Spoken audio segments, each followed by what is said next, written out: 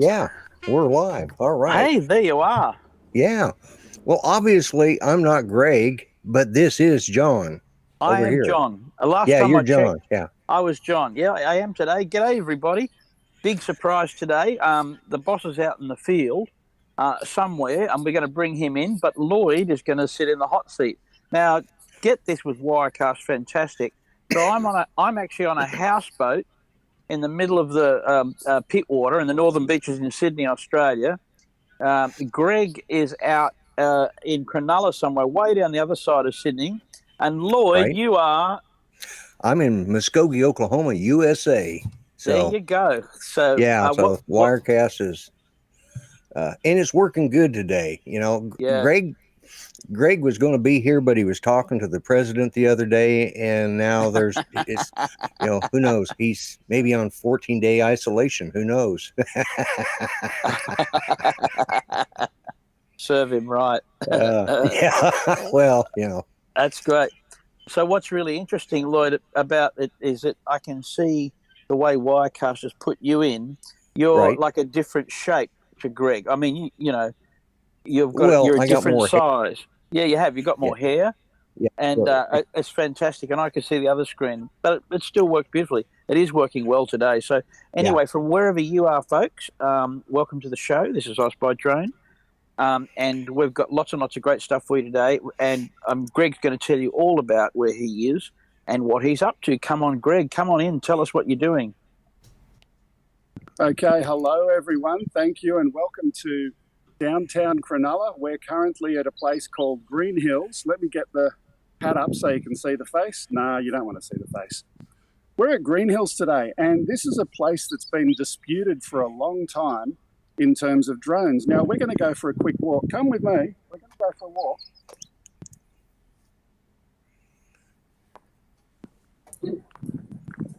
Now, just up here, we've got a sign.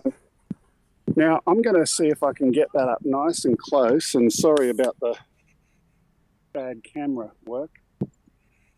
Unauthorised UAV drones prohibited. Now, this sign was put up there by council, and unauthorised is a interesting term that they've used, but here's the thing. This sign was put up without anyone in council actually passing a resolution to agree to do this and to ban drones.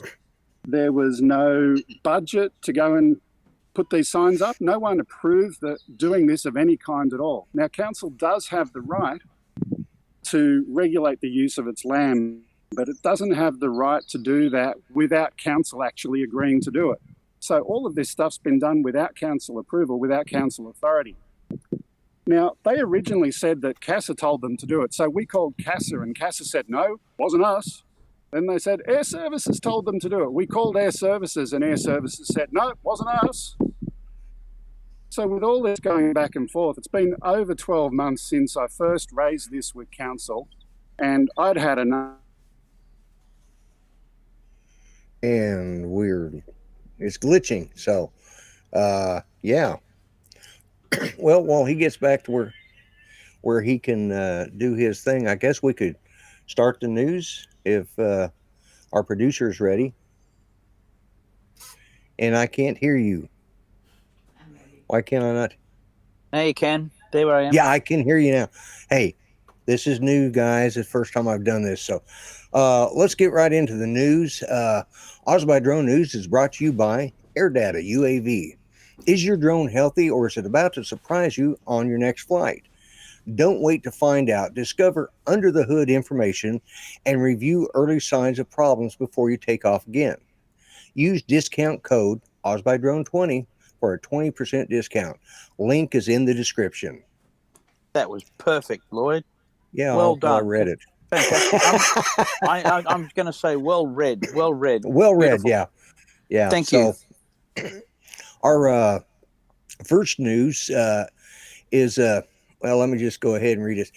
If it should be coming up. Anyways, renowned conspiracy theorist, talk show host, and nutcase Alex Jones took a sword to a drone at the conclusion of an epic anti-globalist rant on Friday. The video has since gone viral. Reports have surfaced suggesting drones are allegedly being used against American citizens too.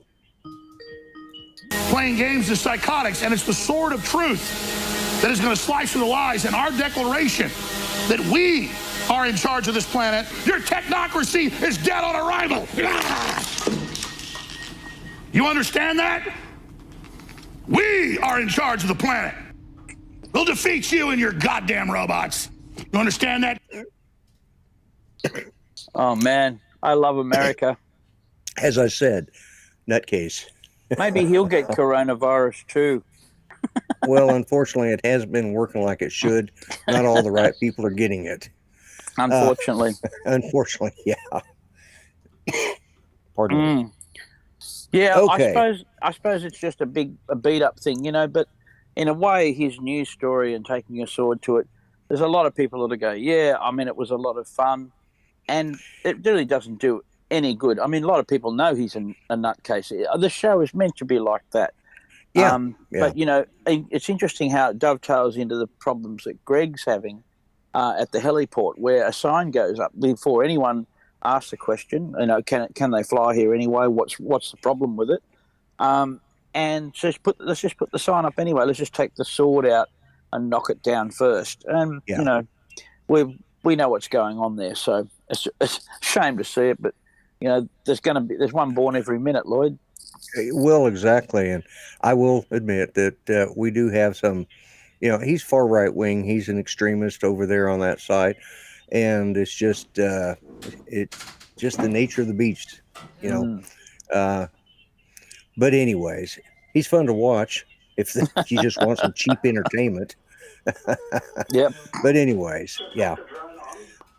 Have we got Greg back?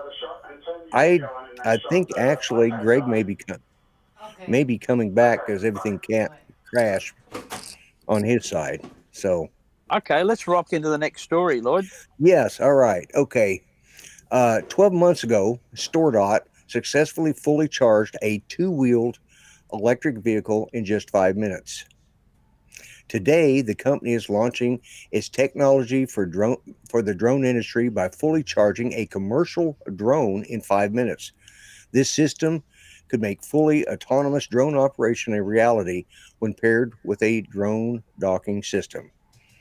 Now, there's long battery charging time and manual replacement of batteries. Current drone batteries take more than 60 minutes to charge and power about 30 minutes of flight. To avoid long downtime, drone operators must replace batteries between flights, a costly, time-consuming process. Now you can overcome these barriers. Meet Storedot, the pioneer of ultra-fast charging batteries. Following the development of the flash battery technology for mobile devices and electric vehicles, Storedot introduces ultra-fast charging to transform the drone industry. Powered by Storedot innovative battery technology, commercial drones can now fully charge in just 5 minutes using an autonomous charging station at a rate of 12 times faster than conventional lithium-ion batteries. The Storedot solution enables automatic ultra-fast charging with minimum downtime, maximum flight time productivity, and eliminates the need for the man in the loop. Storedot Technologies uses innovative nanostructured coatings, long battery charging time, and Well, there you go. You know, a fantastic. Oh, there's Greg. I think he's flying. Oh, okay. He's coming on a different link. All That's right. good. Look at that. Definitely up. That's Botany Bay. I recognise that. Oh, We're well, not Greg's getting. in the right. You say that's Botany Bay. Greg's in the right place, then, isn't he, for breaking the law? Yeah, that's right. Look at that. Because isn't that where all the convicts came to? Was Botany Bay? So Yeah, that's it, man. That's where they drop. Well, you know, this is where. that's where the movie says it. Yeah. Yeah, that's right. Botany Bay is what all the songs are about, and Right. Yeah. and yeah, they made a few convict places down here. You know, Greg's house is yeah. one of them. Greg's Look at house, that. one of them. Yeah, look at that. That's beautiful looking down there. Oh, Now, yeah. looking down the bottom of that's the southern end of the bay, and what he's showing you here, because I can't hear the audio, is this is the park. Now, the issues are, you know, it's obviously a very beautiful park, but as you can see, on a day like today, so we're on a public holiday here. On a Saturday morning, there's not a cloud in the sky, and there is no one in this park. Very few. So it's not often used, particularly where Greg is at the moment. Right. And it's a perfect place to fly. You're separated from the road. There is a small emergency heliport, and this is the issue that they're trying to get over. But of course, you can fly there, provided you've got line of sight and you listen out for any helicopters. Here he goes. Hear him now. We've got some audio. All right, there he is.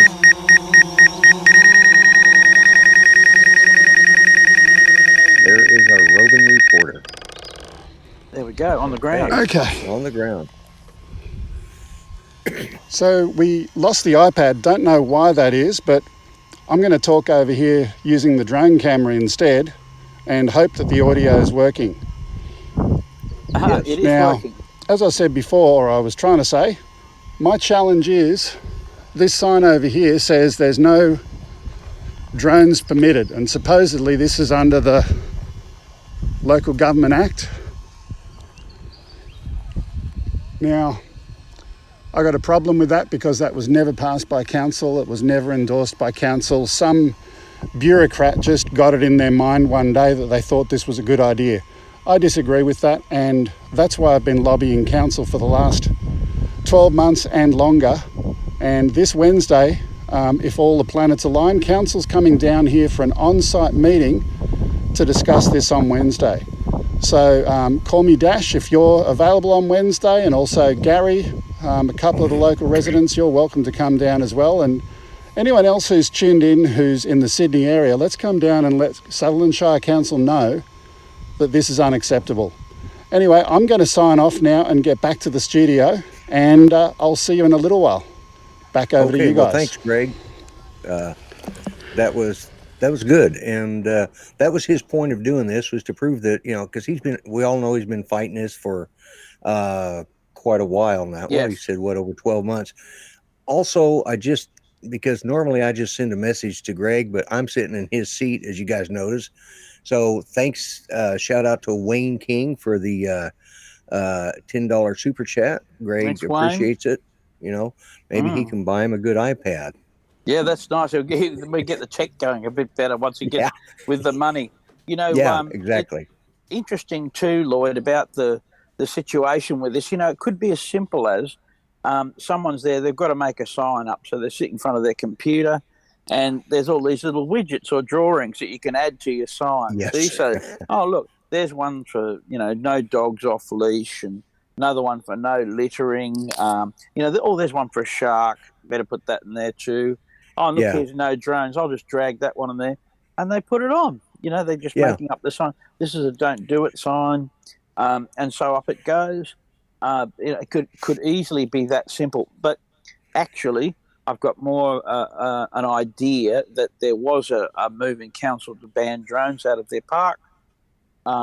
They've decided at a council meeting and said, no drones, we'll stop them out, put it on all the signs. And then they've realised that they actually can't do that. And so there's problems with it. So anyway, Greg's back there. I can Greg's see him back again, packing up. He's back up again. Right. We can hear you. We can hear you, Greg. So. Right. Okay. No worries at all. So I agree with you, John.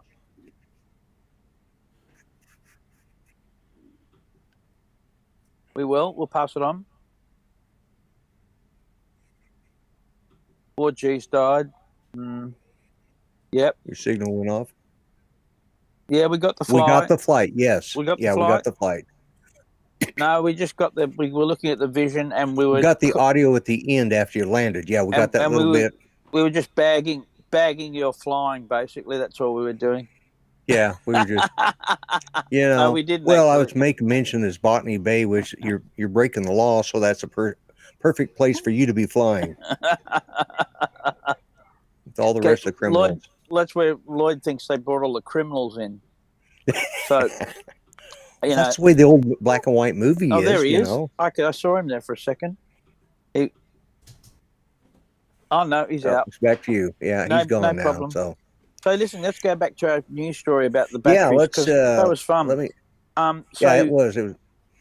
And he should be in the studio, and then I'll switch out and go back, and So, anyways, back in your box. The fast charging. So I watched that with interest because most of us know the reason that we have our toys and they work so well is that we have the batteries that we have. They are absolutely special, and you could never do this until we had that much power in lithium polymer and the chemistry in the batteries. So it's great to see fast charging. I mean, I was always impressed that you could get that much power out of a small battery and charge it in an hour anyway.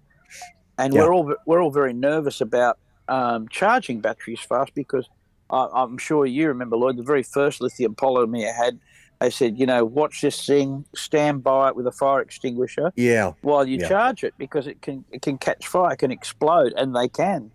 They can. With a simple cell imbalance. So, very nervously, I can remember charging my lithium polymers, and and sitting there with a cup of tea watching them charge for an hour because I thought they were going to blow up. I'm sure we're a little more casual these days. Right. But I do have a brick, if you like, furnace part. It's actually a brick box. And I have a lead so that I can, if I'm going to leave the batteries, they go into this area where most likely if there was any kind of problem that they're not touching wood or anything. They're in a brick case. And I do have lipo-safe bags because of the airlines and carry them. So we still take precautions. Now, fast charging, everyone's thinking right at the moment, wow, there go the alarm bells. Is it going to get hot? Am I risking it? Is it going to kill its life? It doesn't make sense to us that you could charge a battery in 5 minutes and not hurt it. Now, when you're dealing with a chemical reaction like this, there's a possibility that it's quite different to the way we imagine it charging, and it's quite safe to fast charge. I'd love to hear in the chat. People have got fast chargers on their phones now. How that's working with lithium? Does it kill the battery? Do we expect our batteries to last longer than 12 months, 2 years anyway? Before you throw them away, maybe we can just fast charge them. What do you think, Lloyd? Well, as an Apple user, could I have an iOS watch? I've got an iPad sitting over here. Got one. I got both of our phones or iPhones, and I use a fast charger on them because, or the lightning charger, because it's just takes forever. And the other problem is with an iPad, you have to have one that charges at a higher rate than it uses, So if you're plugged in, I think it's great that they're coming up with faster charging batteries. What I'd like to see, I think would be a safer bet, is if they could reduce the size of lithium ions, which I think are much safer than LiPo. Yeah. Because, I've got an 80 volt lithium ion battery in there for my chainsaw, but that thing's like it's almost as big as a 6-pack, and but yeah, I think if they could reduce the size, and now that thing, that's an 80 volt thing, and it has a fast charger with a cooling fan and all that, and it charges in 25 minutes. Wow. That's for an 80 volt brick, Yeah, that's a lot. Yeah. So 30 minutes, and I've got of course I've got 4 or 5 batteries around here, because every time you buy something, you get a new one with it. But I think this technology they're talking about here, and I'm not sure what kind of batteries they're using, but I'm sure they're probably along the lithium ion rather than the lithium polymer. Yeah, that'll be interesting, whether the chargers are going to work with different batteries, whether the technology is able to do it as well. Right. But it's just great to see. We're seeing it march forward, and who knows, in our lifetime, there could be another chemical battery that comes and gives us. You'll run the size of a quarter, and it'll run your house for a day. You just don't know. Yeah, that would be nice. Yeah, well, that's going to open up electric airplanes, manned aircraft, and once you can store those large and fast charge. Right. But one of the things too is that it shows we're marching towards energy solutions that I hope are greener than most. I live in a green energy environment. My house is completely off grid. Been that way for 10 years, and no power bills. So we use our electricity wisely. We don't have some of the things that burn a lot of electricity, and we just do without them. But like a dishwasher, I'm the dishwasher.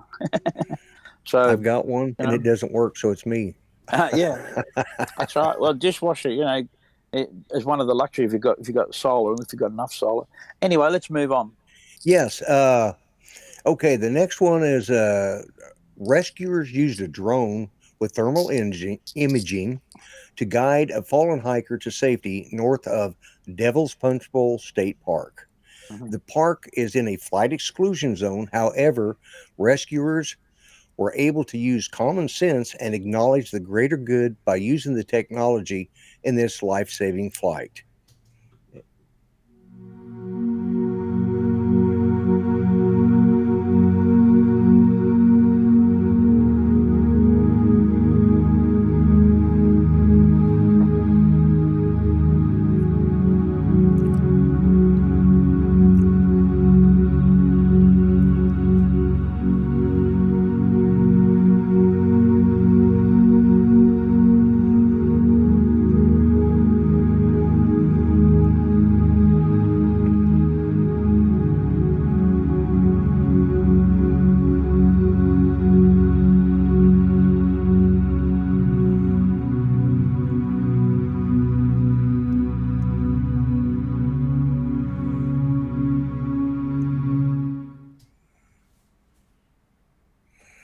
Okay. Yeah, that's cool. Well, it's a great Yeah. ad for thermal technology and for, you know, if the guy with the sword had seen that, mate, you know, Yeah. would have put the brakes on his show. And, you know, that I dare say that Matrice 300, looking at the quality of the thermal, Probably. Yeah. just an incredible camera. Big bucks, you know, Yeah. you're putting a lot of and money into it. the thing was, it was in a flight exclusion zone, and you know, just like what Greg has been doing, you know, the whoever the city councilman is or city council person is, or county council. I forgot, you guys are different than us, but anyways, you know, put the sign up like you said. He found the no drone sign and popped it in there. But Yeah. there is a place where it's flight exclusion zone, and they still said, we don't care. We can use this technology to save somebody, you know, and that's always a positive for the drone community. Yep, there is. And, you know, Yeah. there's a thing in manned aviation too we call a mercy flight. I'm sure it's probably called that in the FAA as well. Mercy flight Yeah. means that if you're in a situation where you can be saving a life, then the rules are able to be bent. So it's an interesting one. You take a big responsibility by bending the rule, because what you want to do is not introduce, by taking a mercy flight, taking another risk. Now, a classic case is there was a pilot who had never flown at night before, didn't have a night rating, and someone needed an emergency airlift out of a remote location. The airplane was there, he was there, and, you know, they said later he decided not to fly, which was the right thing to do. And they said, did you consider taking a mercy flight? And he said, yes, but I would. The risk was too high. And so, you know, if you really use it, I mean, other people might have said, well, you know, I'll give it a go. I can save someone's life. But with no experience flying at night, that would have ended in disaster.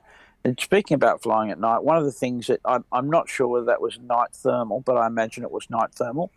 One of the things about night is that manned aircraft are very, very rarely near the ground at night in unlit areas. And so there's a safety case that you can make for night flying that says that you can have a bit more airspace, and it's good for us if you're flying a UAV, flying a drone at night. It's nice to have a bit more sky between you and the ground, and for the same reason that manned airplanes want it. So I'm forever hopeful one day common sense will prevail, and instead of 400 feet, we'll be allowed to have 600 feet at night. Now, that's, you might say, oh, big deal. Now, if you're actually taking night photography with your drone, Right. and you work in the city, 600 feet is absolutely beautiful for getting cityscapes at night. And it's just that little bit of extra flexibility. There's absolutely no chance a manned aircraft, I mean, in the right area, there are exceptions near an airport, of course. Right. Yeah. But outside of those zones, very little chance that a manned aircraft will be at 600 feet or anywhere near that at night time. So just thought I'd throw that in. But we're looking forward to those sort of that sort of scope being looked at with the regulations one day, you know, opening up the skies a bit more in every way, not just at a nice park in Cronulla, you know. Yeah, one of the gentlemen, Doc Murdoch, says that, you know, the FAA, that in emergencies, situations are, you know, they're waived in, you know, here in the United States, you know, under FAA rules. So, yeah. But, and speaking of, are you ready to go on to the next wonderful? I am. Okay. Take me there. All right, let's go. This will interest you. Drone registration and operator accreditation is now open for drones or remotely piloted aircraft, RPAs, flown for business in Australia. The good news, some drones don't need to be registered. You won't need to register the drone if you're only flying for sport or recreation, including model aircraft at CAA-approved model airfields. Mm-hmm. So, what do you think? Well, this has been battered back and forth for a few years now, and there's a little bit behind it. First of all, drone registration is not really ready here in Australia yet. However, the outgoing head of CASA, Aviation Safety, had promised that before he leaves, he would get it done. So what they're doing is, rather than registering the sport and recreational guys, they've got all the details of the commercial guys. Let's say we'll get them registered and make them register. So this is a political thing, really, if you look deep into it, because the idea, I mean, all of our drones are registered through the company. They already know all the serial numbers. So we went on this week because they opened up registration, put them in again, and CASA says, "Oh, look, we've got registration running. Yeah. We did it." The truth is that there is a paper outlining that sport and recreational drones, all of them, will be mandatory for registration by 2022. So they're saying, we've had a bit of COVID, we've had a bit of this. Let's do it another 2 years. In 2 years, they're going to have a massive class action fight on their hands, because in the rules, the government has to prove that when they charge a fee for something, and they are a safety regulator, the only time they can charge a fee is if they are increasing and have proved a case that they're increasing safety for the funds that they're asking for. And guess what? It's a hard first of all. Yeah. So guess what? We put that case to them the other day, Lloyd. So Right. guess how much it was to register our drones when they launched this? Did you read that? I didn't. It was free, because they can't charge us. Right. There's no basis for safety, and so they would have been breaking the law. So Okay. and that's what happened in America, right? With the FAA. Yeah. That Something you that paid $5. Sorry. Yeah. Well, they said you had to pay $5, and then they said, no, if you do it by such and such, and you register yourself, well, then it'll be free, or you got to pay the $5 and they'll refund it right back to you. It's government bureaucracy. They got one guy standing there taking the $5, and they're paying another guy $5 an hour to hand it all back to you. Yeah. Government. It was absolute mess. I know America, they reached legal problems there, which halted drone registration. And the truth, there is one of the other ones that's really interesting is that what are they going to do with the registration?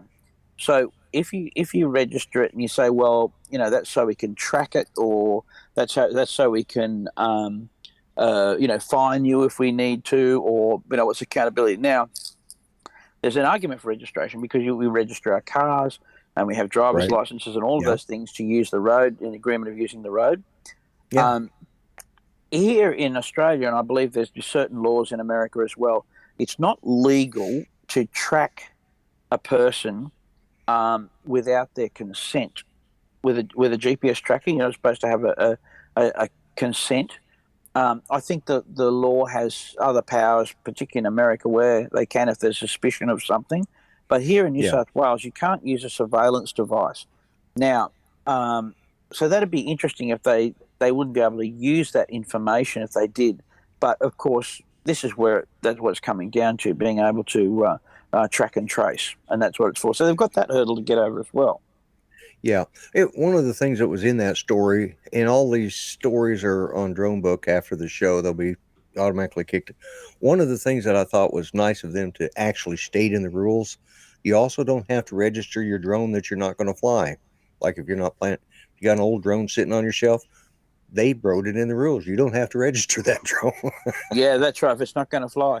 That's an interesting one too, because I said that when we looked at excluded category, and I actually did a trial with CASA when they were first trying to get the website together. Right. And I came in, they gave me a false name, Howard Schwartz or something, and I go into the website, and when I clicked that I was going to fly in the excluded category. Now that's sub 2 kilo here. It said, what is the mass of your drone? And then it had a selection: under 2 kilo, under 25, under 150, or over 150 kilos. Right. And I said, well, hang on, I'm registering excluded. I can't register it if it's over that. And they said, no, if you owned a drone of 150 kilos, you still need to register it if you own it, but you're just not allowed to fly it. So, somebody tells me I haven't really thought a lot of this through. But, yeah, that would be, obviously you can fly it, actually, because you can fly it under like an experimental recreational license. Right. At certain license. So they're trying to distinguish between commercial. Why would you own a 150 kilo drone unless it was going to do some kind of work? I suppose they're figuring. But look, it's a mess. It's a mess. And it was never going to work. And they have told us now, well, we let you register it for free, but in June next year we may put a charge in. Here it comes. Bohica, I think they call it. That's right. So. All right. Okay, well, let's move to the next story here. I actually thought Greg was going to pop in here, but no, we're doing well. We're doing well. Okay, good. Let's see the next one. As the volume of unmanned traffic increases, SkyGrid wants to build an aerial operating system to safely integrate unmanned aircraft in the global airspace and enable autonomous operations. SkyGrid claimed that Aerial OS is the only airspace management system built on an AI and blockchain technology. This enables the system to monitor, predict, and adapt to changing airspace conditions and fill in gaps unaccounted for in today's unmanned traffic management (UTM) solutions. SkyGrid is a Boeing Spark Cognition company, and I wrote a note here. They're going to go ahead and play the video. There we go. Introducing the all-new SkyGrid flight control app for drone operators. With SkyGrid Flight Control, exploring airspace is easy, flights are automated, and insights are real-time. Easily understand airspace and discover where it's safe to fly. Check hyperlocal weather data to improve flight decisions. Get real-time authorization to fly into controlled airspace. Easily plan flights using an intuitive mission generator. Execute autonomous drone missions at the click of a button.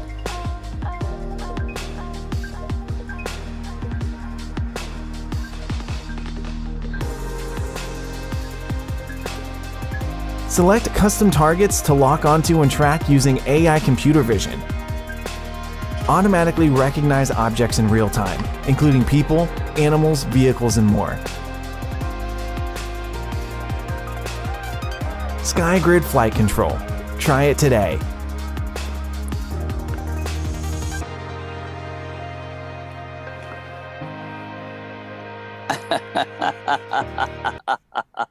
The only company that has that. Wow. I'm so. I think we call. Somebody told me one time that Australia invents it and then gives it to the United States. But in this case, I think we were ahead. It's called Lance. The Lance system. That's Lank. But this is a Boeing collaboration. So is this like the NCAS system they use in the 737s? Yeah. Look, it's all the same. Exactly the NCAS. The thing is that about hype, because that's got obviously a software package with Lank built in. Okay. Yeah. So I can't use it here. Won't work here. But one of the interesting things about hype and that you smell hype. So the introduction of the article was, we're the only guys that use UA with fully autonomous flights, right? So that's all right. And then the video starts and says, so here's what you do. You open up your iPad, he's got his mask and his helmet on, and you select this and you select that, and you say, there's nothing autonomous about it. There is still a pilot in the loop. This is automated technology, not autonomous technology, right? Yes. So even when the AI came up and said, you can select targets you want to track. The drone's not selecting them. You are selecting them. So one of the things I did a talk the other day, Lloyd. We were talking in a robotics class with some kids, and they said, what's an example of an autonomous vehicle, autonomous type drone? And I said, okay, here's one, the robot vacuum cleaner. And they said, oh yeah, we've got one of those, and it runs around the house and bumps into everything, and the cat chases it. And so this is primarily what we call an autonomous type drone, because it's got to be charged, but they've got ones that will find their own charger, charge themselves up, and then off they go again. So when we look at a drone that will get to that stage, and it's not far off, the technology's there to do it, but for a company to go and sell it as autonomous, because there's still, in terms of regulation, there's still a lot of reasons why it's good to have a pilot in the loop. And you don't just park the airplane out there. It's not getting the LANC. It's not accepting the responsibility for the LANC approval. It's not doing all of those things. So here's the clue, and I've thought this through quite a bit, Lloyd, just to finish off. The clue that there's going to be truly autonomous flight in a UTM, in a Universal Traffic Management environment, is one day the Department of Communications, the Minister for the Department of Communications, will stand up and say, we've finally reached a stage, folks, where we need a frequency spectrum and network purely for drones on their own network. So there's no interference. And when you see that day happen, you'll say, okay, it's coming. But until we do that, while we're working on domestic Wi-Fi, all bets are off. It's too problematic. It's too problematic. And so there's too much noise. The signal floor is high. We're going to have to, the signal floor on GPS is low. A whole lot of things are going to happen before that happens in a big way. So anyway, I just thought I'd throw that in that comment. Several people have put about, we were talking about the fast charging batteries and what Elon Musk is doing. Well, he's sending up and putting up this satellite system up there for telecommunications, for our cell phones. Yep. That might be exactly what maybe he sees it ahead of what anybody else has, and he's hedging his bets, putting the stuff up there and says, oh, by the way, I've got this network up in space that just perfect for that. That's how he got rich. That's how he got rich, man. That's exactly how he got it. And if you watch it over and over again, his rockets landing themselves on the pad. That's just an absolutely incredible. So don't believe he hasn't got the technology. But I think you're right. Communication satellites and to have a high level there, satellite communications makes perfect sense for any kind of aircraft because what you're looking at is you don't have any ground issues. So if you had your controller wherever you were, and then you were linking with a satellite with very, very low latency, and a UTM, no problem at all. You've got radio line of sight across the planet, and so he's thinking ahead, and I honestly, that crossed my mind as I was reading this and listening to what it said, and then listening to what you said, and that's what I thought. So I thought that's why he's putting that up there. That's what that's all about. Anyways, let's move on to the next story. Okay.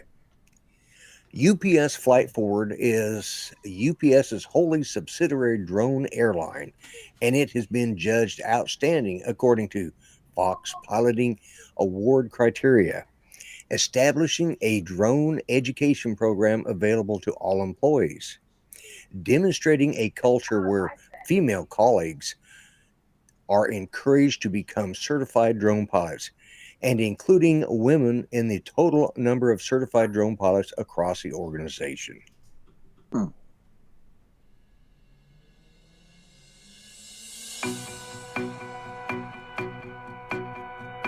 UPS Flight Forward is a pioneer in the drone delivery industry, innovating new services that gives customers a competitive edge while bolstering the global logistics network.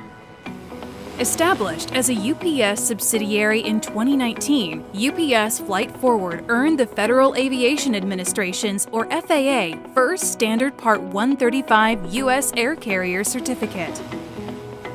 UPS Flight Forward initiated the first ongoing revenue-generating drone delivery service and currently has operations in North Carolina and Florida. One of the company's greatest strengths is its commitment to a diverse and inclusive culture, one that prizes the contributions of women to develop technology and processes that benefit customers and lessen UPS's environmental impact.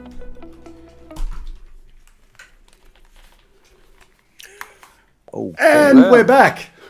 The boss is here.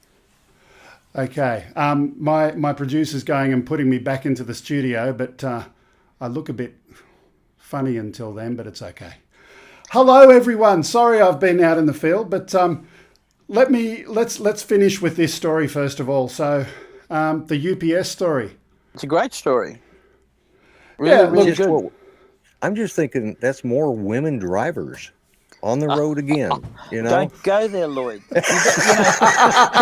Don't just look. You don't have to go there. I know you're thinking it, but it as soon as the mouth. You know what I mean? Don't go there. No, I'm going to throw my bit in here. I've had a lady called Aminta Hennessy, who's a absolute legend aviation pilot here. You know, we've got many great Australian women aviators here. That Nancy Bird Walton and many of them, Amy Johnson, lots of stuff. So, but the one who's a good friend of mine has done my instrument rating proficiency checks for probably 25 years. She's as tough as nails, and she can absolutely fly a tail off.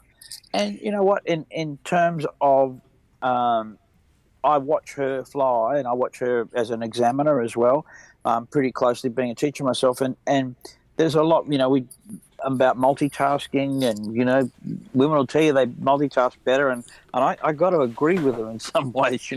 We tend to our brains are wired differently, and I joked about that, but I remember in the Air Force, when I was in, women weren't pilots yet. So after I got out is when they started integrating the women pilots. But I said then, you put a woman in an aircraft with bombs and machine guns, and they're going to be tenacious. And I won't say what else I said, but let's put it this way. You put a group of them together for 28 of them, and they're going to, that's you don't want to be around them. Pack. That's a wolf pack. Yeah, it's a wolf pack. It is, and they are some of the best pilots. Guys may not want to admit it, but they are some of the best pilots. But I was joking about that. But yeah, it's good that they're encouraging women to become certified pilots. I really think that. Even though we jest about it. Yeah, and it's a story more about science and technology. So, getting the STEM things with women. Of course, we're passionate about it because it involves flying machines. But really, that's a technology company, and to getting more and more women to take science and engineering and science together. It's not new, Lloyd. There's always been great women in engineering and science, but not enough. And the door's not wide enough. That's the problem. That's true. Speaking of women in engineering, just want to share that my lovely daughter wants to do mechatronic engineering going forward in the year ahead. So there's one. Yeah, that's good. Well, I'm back in the studio and looking less green. So let's continue. And our next news story, now that we've even got the funky titles, heavy lift. So in this story, and apologies for reading down, I haven't got my usual auto cue. So Ehang Holdings Limited has unveiled the Ehang 216L. Their heavy lift drone is ideal for short to medium haul air logistics, both in cities and rural areas.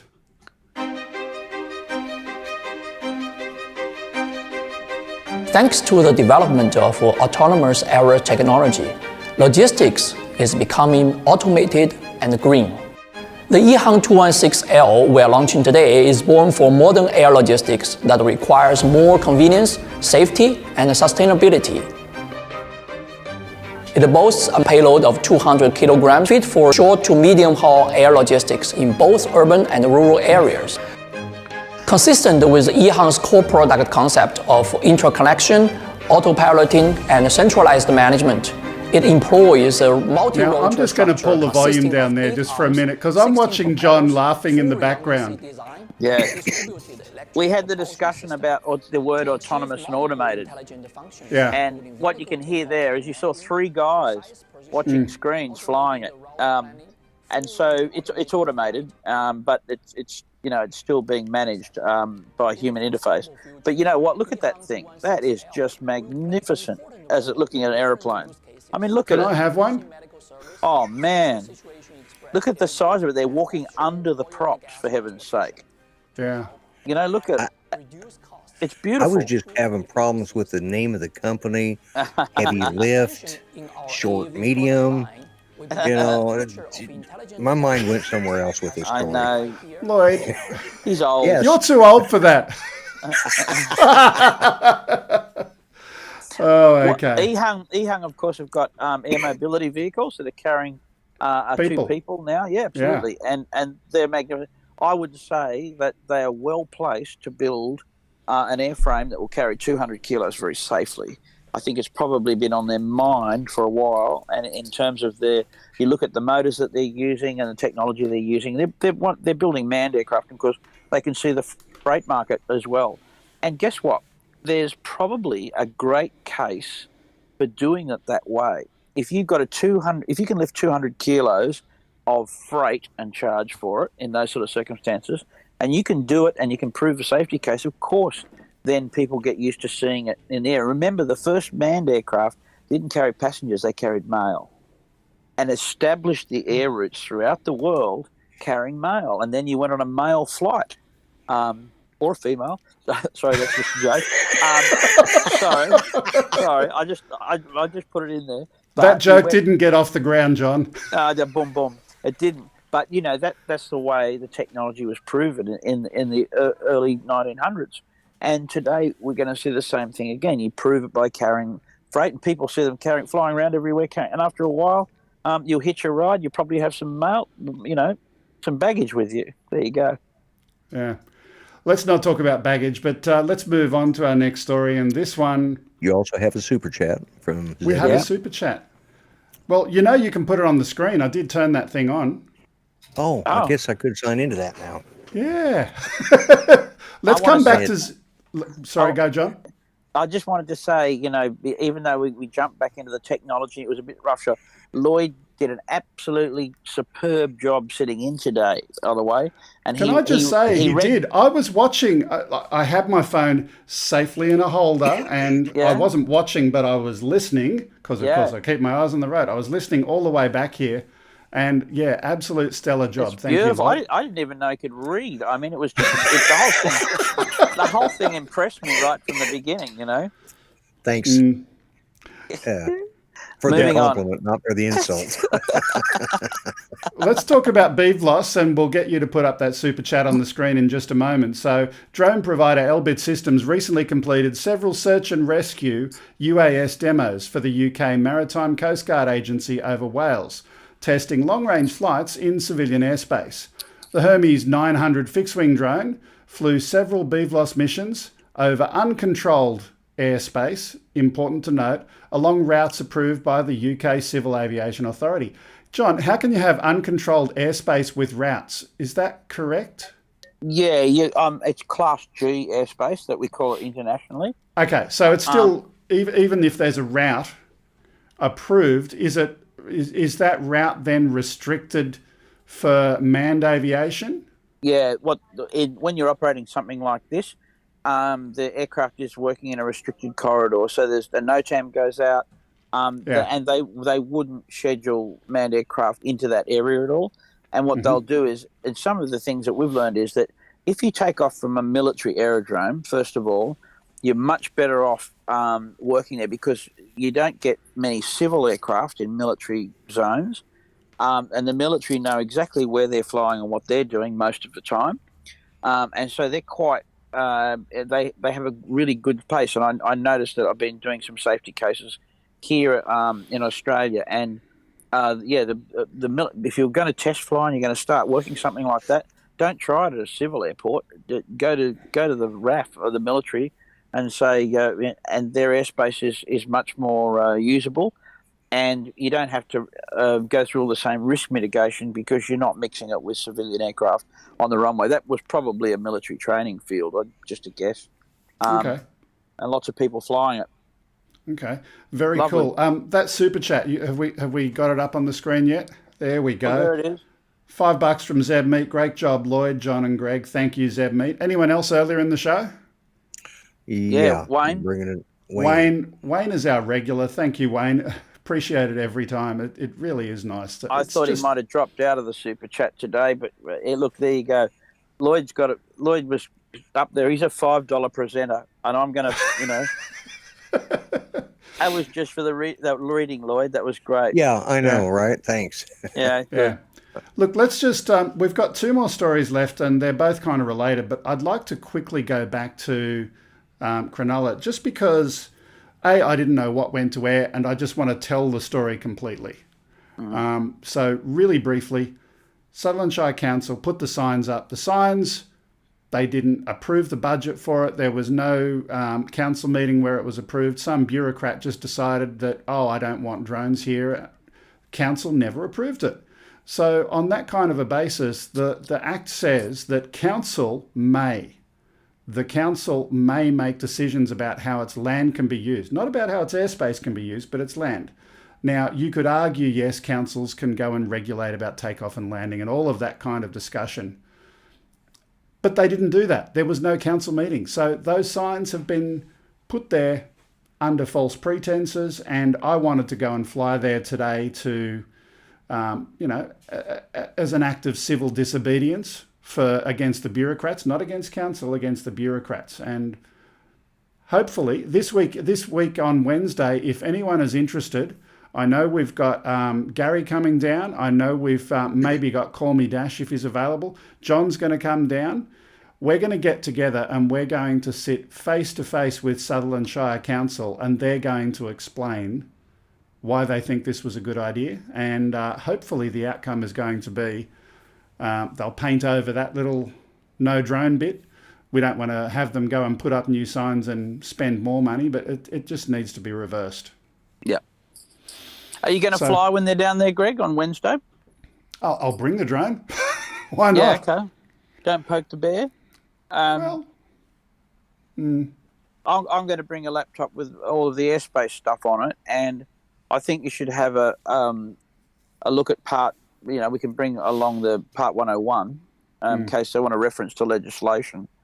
But the question to always ask in those situations is, and there's a heliport there as well, and the case will come down to, can you take off or land from their land? Absolutely. That's what it'll come down to. It won't be the airspace. So Correct. you can take off from another area and fly over that. And so, look, here's the thing, Greg, on these things, and this is what they did in Brisbane. They decided there to have drone parks, so drone-friendly parks. So rather than putting signs up where you can't fly, they said, let's pick 10 places that are fun to fly with, great places to look at, and let's encourage pilots to go and meet there and fly there together, like a flying club would be, which is great. I hear you, but the reason why this one was of interest to me, and my viewer Gary, who's a regular here, says, and I agree, this is the only slope soaring site in the Sutherland Shire. Yeah, right. So yeah, that's right. It's not like there are alternatives, and it just needs to be taken. Yeah, well, we slope soar with gliders on the northern beaches as well, and use some of those areas. It's always a tricky one because I see at CASA, Lloyd mentioned it before, a CASA approved model flying site, a club has to actually get that approved. So sometimes it's worth checking if they're a club down there operating and slope soaring, then they will have council approval so they can get their insurance. But here's the interesting one. There is actually a club, a hang gliding club that operates adjacent to that park. There's been no problem with them. And I remember seeing some posters, and this I couldn't believe, council-approved events of flying kites in exactly the same location. Yeah. So what's the issue?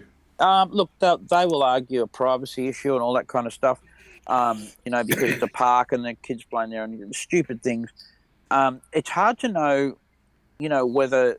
what tack to take with them. But I again, just want to suggest that if it comes up and you put it together, why not suggest that, look, we've got hang gliders here and kites, and let's make this place a special place where you fly things. Why not have a special park? They want to encourage people to come to the area, get the coffee vans out, the hot dog stand, and use it because it's not being used for much else. There's no surf there, right? I know. You can't go in the water there. There's big sharks, right, in Botany Bay, big sharks. So no one goes swimming. It's not a popular place where people go. Now, if you're going to walk dogs, what were the dog rules there? Because that's one to watch out for. There's dogs there and it's fine. Dogs, they're fine. We always know how to deal with dogs. So, look, that's the type of thing. And you know what? Yeah, that's right. Councils are looking for that kind of attraction to their park, get use of their parks.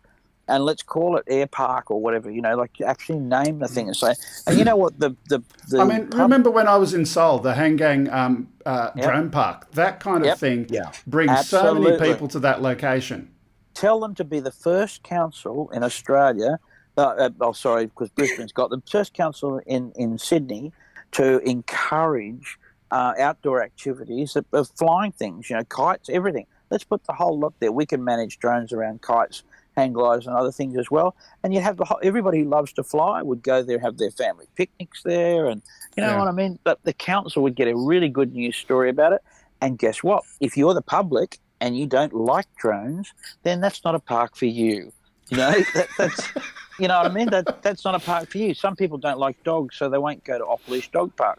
They're frightened of dogs. So you've got the choice to make John, it. So a quick comment from one of our very learned viewers, E0. He's wondering if it's too close to the nudist beach. Well, there was a lot more nudist swimming people there until the sharks came along. I don't know. Look, that kind of thing is a poor mix. Do councils allow nude beaches? Do they approve nude beaches? Most of the nude beaches in Australia just become they're the hidden beaches like Shelley's Beach and and so they're not council approved because guess what? Council can't stand up and say that. They just let it happen. They let it happen. And so that's interesting, isn't it? A bit of choice there about there what will be a list of all those beaches in the description below. Yeah, that's right. That's right. We can just fly all the nudist beaches, Again, common sense. Okay. Look, let's move on. So at the end of the day, I want to go and hopefully change their mind. That's my goal. Yeah. I think the decision, even though there was no decision, was wrong, and it needs to be corrected. We've got 2 stories left. Let me get one of those up on the screen right now, and this one just especially for Lloyd. Teal has recently launched Golden Eagle, a new commercial drone system. Golden Eagle's primary application is short-range capability in government operations. However, Teal is also focused on agriculture, surveying, construction, energy and logistics. With some of the technologies Teal are investing in, AI, yes, again, we hear AI, with a goal of one operator to control an entire fleet of aircraft in the air. Let's watch.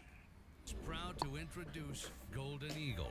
Designed and manufactured in the USA to ensure the highest level of security and performance. Nothing is compromised in this rugged, secure, end-to-end solution. At the core of Golden Eagle is a powerful compute platform that unlocks real-time edge processing. The next generation architecture enables autonomous flight capability and AI-based applications. The ruggedized airframe is compact and lightweight, able to perform in extreme environments. Persistent Dawn allows for rapid deployment with speeds of up to 50 miles per hour, with up to 50 minutes of flight time and starting operational ranges of over 2 miles. Autonomous flight is made possible by forward-facing visual obstacle avoidance and rear-facing visual inertial odometry for GPS. So let's let that play and we'll have a chat about it. It certainly sounds like a, as Ken Heron would say, what is it, Lloyd? Force multiplier. Reverb didn't work. I reckon it's a bunch of crap. Did you say that, John? I absolutely did. It's a bunch of crap. I can always tell when they're going to do a video like that and they've got to pick that voiceover guy to do it, Look at that. Everybody that watches this show can see what that is. Oh, look, we've got active track and we've got 2 miles of range. Sorry, it doesn't fly too far, guys. My Mavic Mini will rip the guts off it. I mean... But John, it's come on, made Lloyd. In America. Oh, it's made in America. USA. Yeah, I get it. Look at the controller and stuff. This is... And no mention of how affordable it is. That's interesting. We might leave that one alone. And up to a 50-minute flight time, So, look, it's probably a great piece of tech, and I'm not going to diss the whole vibe of it. But, of course, we know why this aeroplane's being pushed, don't we, Lloyd? And it is. I think it is American-made. It's American-made. To be honest, Wouldn't you guys like to have your Holdens back? Yeah, absolutely. And you know what? That's absolutely fine. You didn't think I knew what that was. No, I think you know what a Holden is. We love our Holdens, but unfortunately they are made in China and they're German design. But that's okay because those airplanes are probably the parts are made in China as well for the Golden Eagle. Who knows? We're probably stealing them back from China. We're probably stealing them back from China. Yeah, we're stealing their technology. The technology they stole from us, we're going to steal back from them, which I think is fair trade. I think it's a fair trade to steal it back. You can take it back. No, I'm not going to I look at it and you've got to separate in your mind. Okay, what's genuinely new in terms of technology? What's new about it? It's a fine-looking aircraft. And there's the only thing new about that was where it was made. That's it. It's American made, that's it. And that's